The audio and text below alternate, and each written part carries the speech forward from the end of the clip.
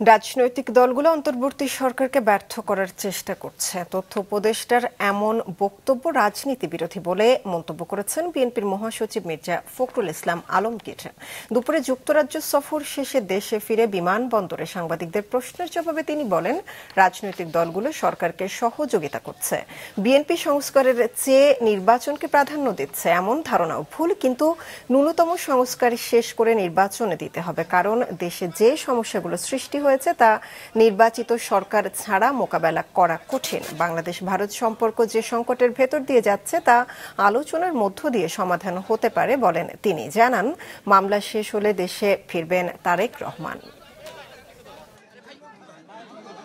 রাজনৈতিক দলগুলো সবসময় এই অন্তর্বর্তী সরকারকে সমর্থন করেছে এবং সমর্থন করার মূল উদ্দেশ্য একটা আছে, সেটা হচ্ছে গণতন্ত্রকে পুনঃপ্রতিষ্ঠা করা।